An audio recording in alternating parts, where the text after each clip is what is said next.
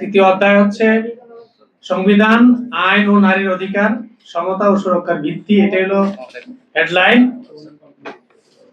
এই হেডলাইনের উপরে আলোচনার কথাবার্তা বলা হয়েছে।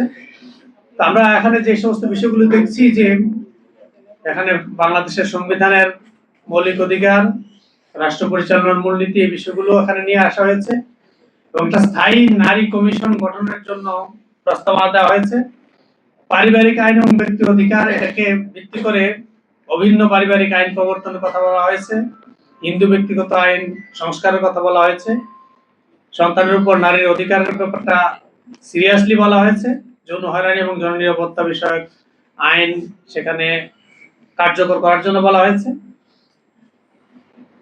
আর যে বিষয়টা বলা হয়েছে, যৌন কর্মীদেরকে আইনি সুরক্ষা এবং নিশ্চয়তা দান, যৌন পেশাকে অপরাধ হিসেবে চিহ্নিত না করা, শ্রম আইনের স্বীকৃতি দেওয়ার কথা বলা হয়েছে, ধর্ষণ আইনের সংস্কারের কথাবার্তা বলা হয়েছে, নাগরিকত্ব আইনের সংস্কারের কথাবার্তা বলা হয়েছে। এই বিষয়গুলো আলোচনা করা হয়েছে এই কমিশনে। এই চ্যাপ্টারে যে সমস্ত বিষয়গুলো বলা হয়েছে ক্লিয়ারলি বোঝা যাচ্ছে যে মূলত ধর্মীয় নীতিমালা আইন এবং বিশেষ করে উত্তরাধিকার আইন এর বিরুদ্ধে অবস্থানটাকে আসলে ক্লিয়ার করার চেষ্টা করা হয়েছে। যত বেশি আমরা এটাকে পড়ছি, অনেক আইনেরই সমালোচনা করা হয়েছে, সংস্কারের কথাবার্তা বলা হয়েছে, এর মধ্যে সবচেয়ে বেশি বলা হয়েছে সমতা এবং নারীর অধিকার নিশ্চিত করা। মানে সমতার ভিত্তিতে নারীর অধিকার নিশ্চিত করাটাকে বলা হয়েছে যে এটা তার যথার্থভাবে বৈষম্যের বিলোপ হবে। বৈষম্য দূরীকরণের জন্য এই সমতার কথাবার্তাগুলো বলা হয়েছে। যে উত্তরাধিকার আইনের ক্ষেত্রে সমতা, আমরা তো এতক্ষণ যাবত অনেক লম্বা আলোচনায় শুনেছি যে ইসলাম পুরুষদেরকে অনেক দায় দায়িত্ব দিয়ে তাদের সকল ভরণ পোষণ থেকে শুরু করে সকল আর্থিক দায় দায়িত্ব পালন করার পরে তাদের সম্পত্তির অধিকারের কথাবার্তা বলা হয়েছে যে তারা নারী থেকে দ্বিগুণ পাবে, সমপর্যায়ে নারী থেকে দ্বিগুণ পাবে, এটা বলা হয়েছে।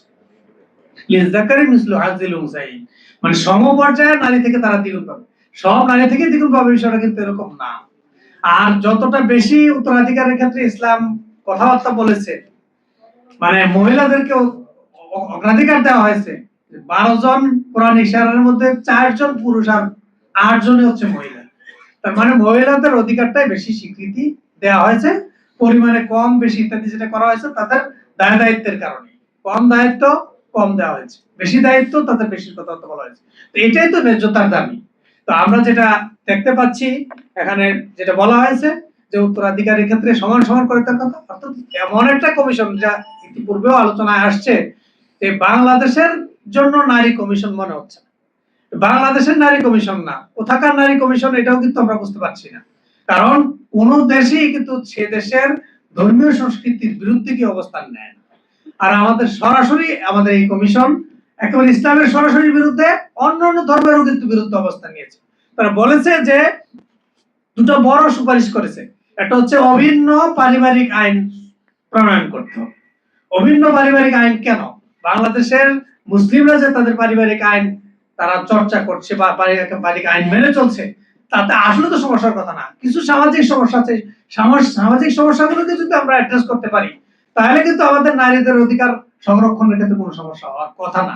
কারণ সেটাই হলো আমাদের সামাজিক সমস্যা, এটা কোনো ধর্মীয় সমস্যা না বা আইনের কোনো সমস্যা না। আইন বলবৎ করার ক্ষেত্রে, বাস্তবায়ন করার ক্ষেত্রে যথাযথ ভূমিকার অভাব, সেটার ব্যাপারে যদি কথা আসতো তাহলে কোনো সমস্যা হতো না। আর 2 নম্বরে যেটা বলা হয়েছে একবারে খুবই আপত্তিকর, এটা হচ্ছে যৌন পেশাকে একটা পেশা হিসেবে স্বীকৃতি দেওয়া, মানে প্রস্টিটিউশন গুলোকে বৈধতা দেওয়া না, শুধুমাত্র পেশা হিসেবে স্বীকৃতি দিতে হবে, তাদের মজুরি নিশ্চিত করতে হবে, শ্রম আইনের অধীনে তাদের সকল অধিকার দিতে হবে। এটাও তো সম্পূর্ণ অনৈতিক একটা বিষয়ে প্রতিষ্ঠিত করার জন্য চেষ্টা করা হয়েছে। যেখানে আবার যেটা আসছে আলোচনা আসছে যে মেরিটাল রেপের কথাটা আসছে, মানে বৈবাহিক ভাবে যদি কোনো একটা বিষয় সংঘটিত হচ্ছে, এখানে অসম্মতি থাকলে এটাকে রেপ হিসেবে চিহ্নিত করা হচ্ছে। আর নিজেরা নিজেদের মতো করে যাবে, অথবা কোনো ভাবে যদি বাধ্যতামূলক ভাবে তাদেরকে নিয়ে যাওয়া হয়, আমরা তো তাই দেখছি যে প্রস্টিটিউশনে যারা আছে তারা আসলে বাধ্যতামূলক ভাবে কিন্তু ওখানে অবস্থান করছে, সেটাকে আবার তারা পেশা হিসেবে স্বীকৃতি দিতে বলছে। তার মানে পুরোটাই হচ্ছে এই পুরো রিপোর্টের বিভিন্ন পরতে পরতে কিন্তু সবিরোধিতাই কিন্তু এখানে বিরাজমান।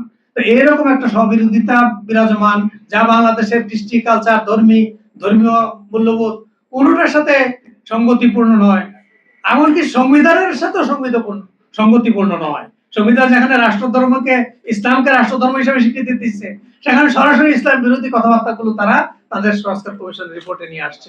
সুতরাং এটা তো রাষ্ট্রবিরোধী, সংবিধান বিরোধী একটা কমিশন। সুতরাং এই কমিশনকে কোনো অবস্থাতেই মানে স্বীকৃতি দেওয়ার থাকতে কথা, এটাকে আসলে পরিত্যাগ করা দরকার, এটাকে প্রত্যাখ্যান করা দরকার। এই রিপোর্ট যেটা দিয়েছে, রিপোর্ট ইসলাম বিরোধী হওয়ার কারণে এবং সমাজ বিরোধী হওয়ার কারণে এটাকেও কিন্তু আমরা পরিত্যাগ করবো। আমার মনে হয় যে যে বিষয়গুলো আমি এক্ষেত্রে 2-3টা বলতে চাচ্ছি, এটা হচ্ছে যে সারা দেশ থেকে আলেম সমাজ এবং ইসলাম প্রিয় ব্যক্তিত্বরা এটা সমালোচনা করেছে। সুতরাং এটা এই তীব্র প্রতিক্রিয়া যে দেখিয়েছেন, এটাকে মানে অ্যাড্রেস করা দরকার। আমার মনে হয় প্রধান উপদেষ্টার পক্ষ থেকে যে বক্তব্য দিয়েছেন, এই বক্তব্য আমার কাছে মনে হয়েছে যে এটা কোনো অফিসিয়াল বক্তব্য না। সুতরাং অফিসিয়াল বক্তব্য সহ এটাকে অ্যাড্রেস করতে হবে এবং তাদের যে দাবি অভিন্ন পারিবারিক আইন প্রণয়ন করা, এটা একবার সরাসরি ইসলামী শরিয়ার সাথে সাংঘর্ষিক। এটাকে উত্তরাধিকার এবং তালাক সংক্রান্ত বিধান, এটাও কি তারা যে কথাগুলো বলেছে সবগুলো ইসলাম বিরোধী। ইসলাম বিরোধী এই নারী পুরুষের উত্তরাধিকার যেটা রয়েছে তা পরিবর্তনযোগ্য নয়।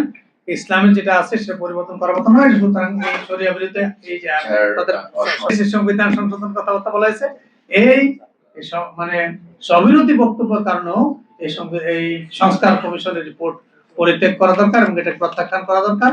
এবং আমরা আমাদের দেশের মানে রাষ্ট্র এবং ইসলামের সাথে সংশ্লিষ্ট যে সমস্ত বিষয়গুলো রয়েছে, এগুলো আলোকে যেন একটা নারী সংস্কার কমিশন গঠিত হয়, সেই দাবি করে আমার কথা শেষ করছি। ধন্যবাদ।